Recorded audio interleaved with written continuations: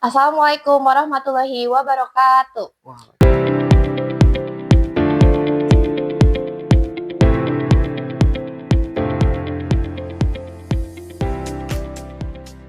Halo semuanya, selamat datang di Health on Air. Perkenalkan sebelumnya, nama aku Maulidia, dan di program hari ini kita hadir untuk membahas topik-topik menarik yang inspiratif dan informatif nih. Nah, di episode kali ini kita akan membahas sesuatu yang sangat penting dan relevan untuk semua kalangan, yaitu udah pastinya kesehatan.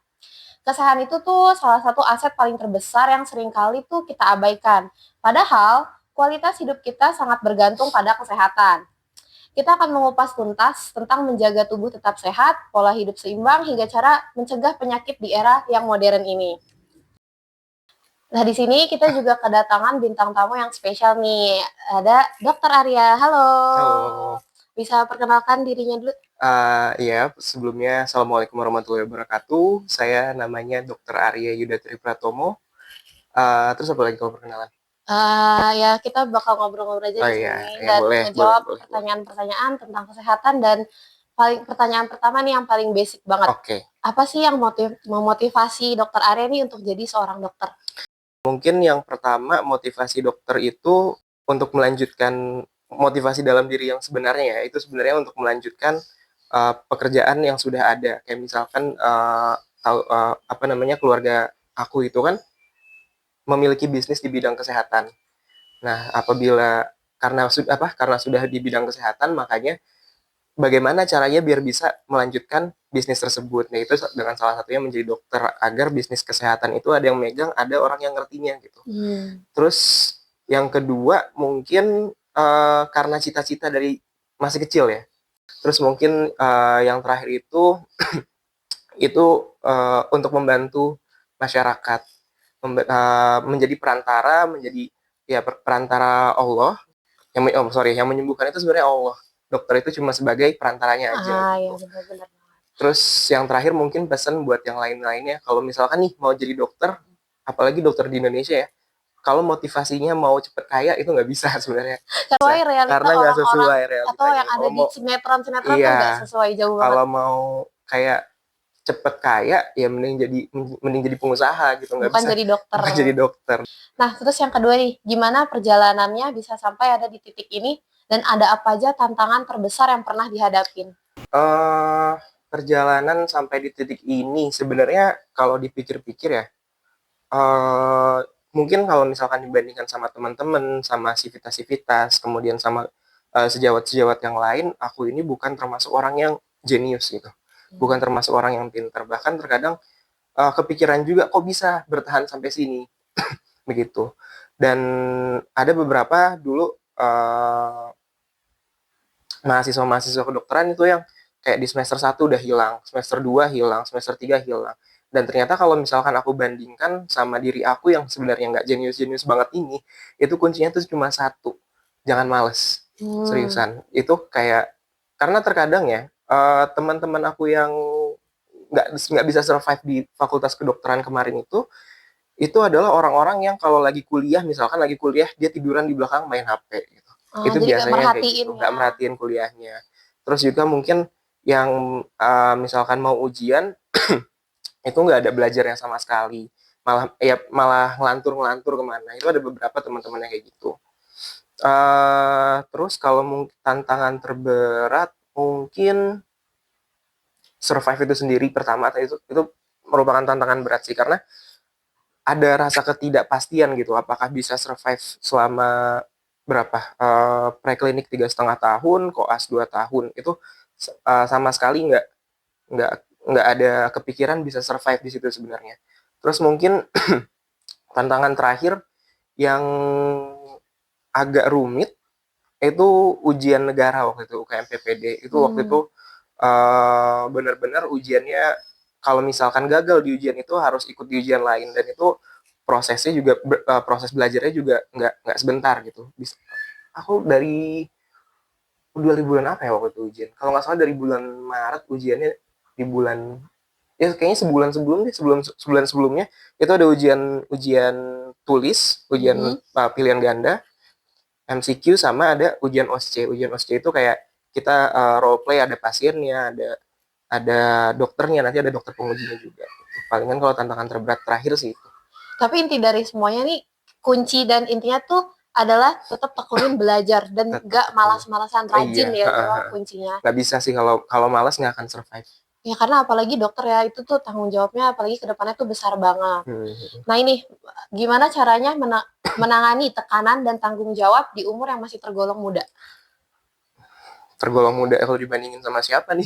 Ya sama Kalau dokter-dokter tergolong yang sudah kalau dulu kan. kalau misalkan dibandinginnya sama teman-teman SMA atau sama teman-teman SD SMP, mungkin ini umurnya udah tergolong yang harusnya punya penghasilan sendiri.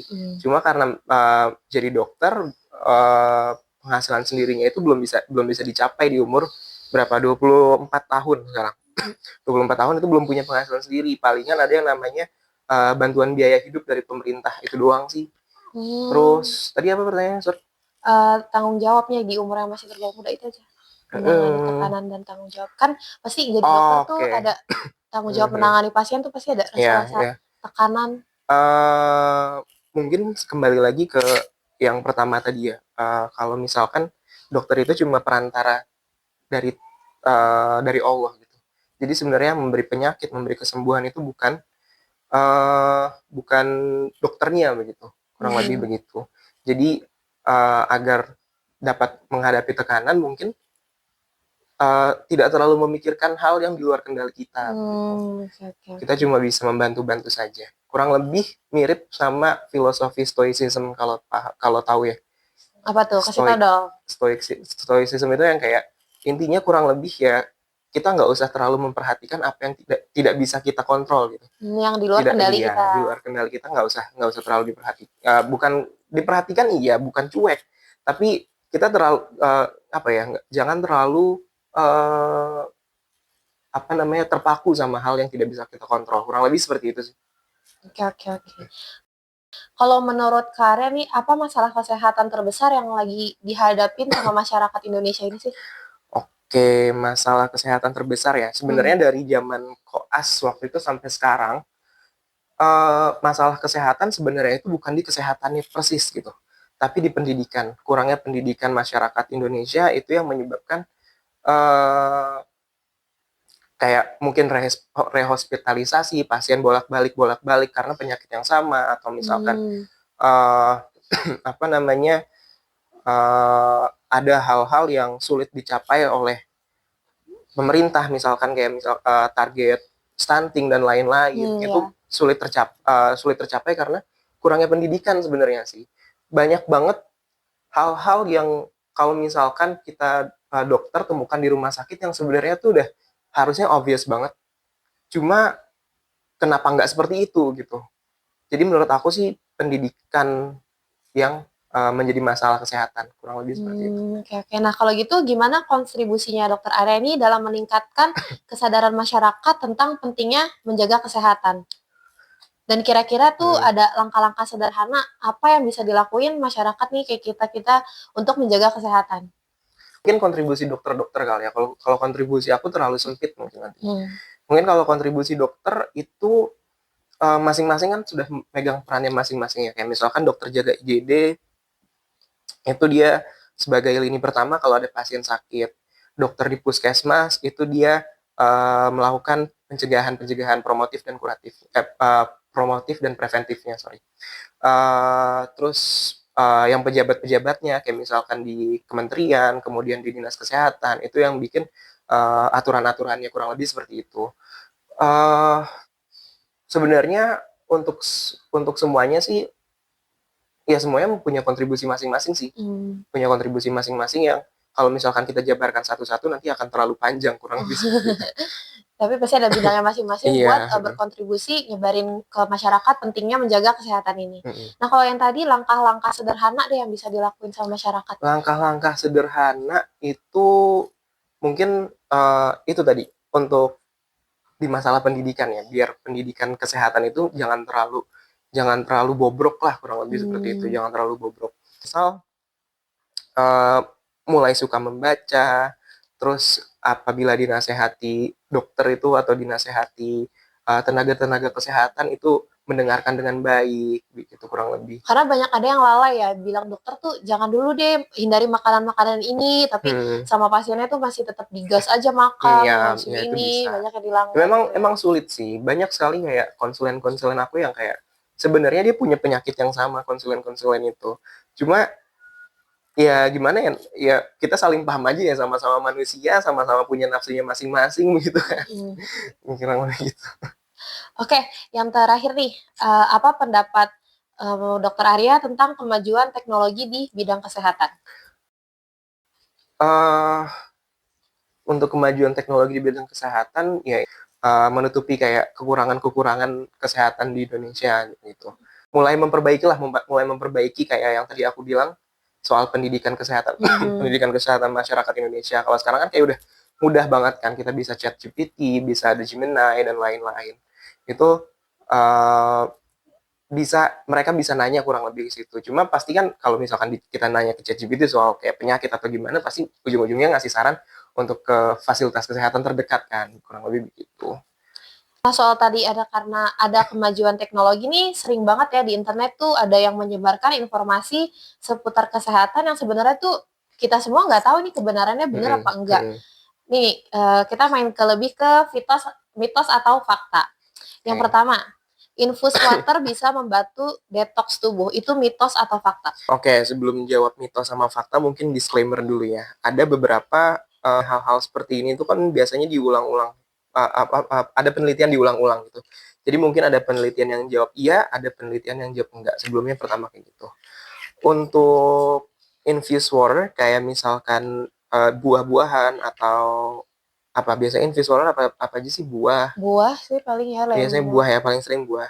Mungkin dari apa, kandungan-kandungan buah itu kan terinfus ke minumannya ya, yang terkadang di buahnya itu ada antioksidan. Mungkin dari antioksidan itu bisa dapat membantu detoksifikasi tubuh. Cuma secara alami sebenarnya itu tubuh itu udah punya dua organ yang untuk kurang lebih untuk detox pokoknya, yaitu organ hepar atau hati sama ginjal. Jadi dapat membantu. Ada jurnal yang bilang iya, ada jurnal yang bilang sebenarnya nggak ada hubungannya, begitu kurang lebih. Cuma kalau mungkin pakai logika ya, kalau pakai logika dari buah-buahan kan ada zat-zat tertentu gitu, mungkin bisa membantu proses detoksifikasi. Gitu. Nih selanjutnya yang kedua nih paling sering banget sih dibahas. Apanya? Kopi dapat membantu menurunkan berat badan. Itu mitos atau fakta? Kopi bisa dibilang fakta sih, karena kafeinnya itu dapat mempercepat metabolisme tubuh.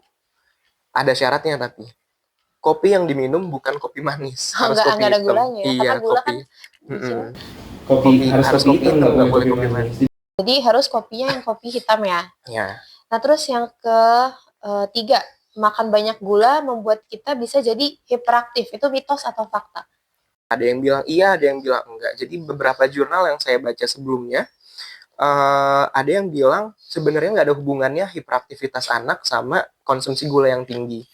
Cuma ada juga yang bilang konsumsi gula yang tinggi dapat menyebabkan anak tuh merasa restless gitu, kayaknya gerak mulu nggak ada capek-capeknya gitu. Terus ada makan wortel bisa membuat penglihatan jadi lebih tajam. Itu mitos atau fakta? Ini udah terkenal mitos sebenarnya, udah terkenal mitos. Ya.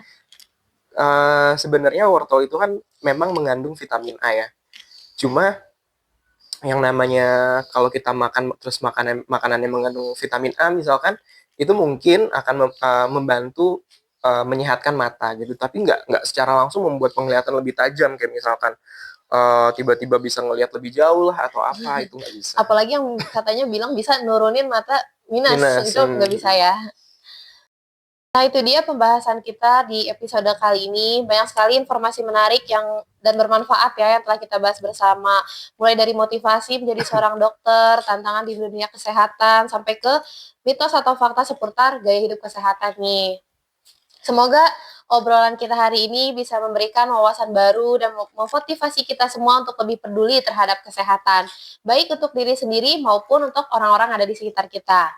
Ingat ya, kesehatan itu tuh investasi jangka panjang yang nggak akan tergantikan.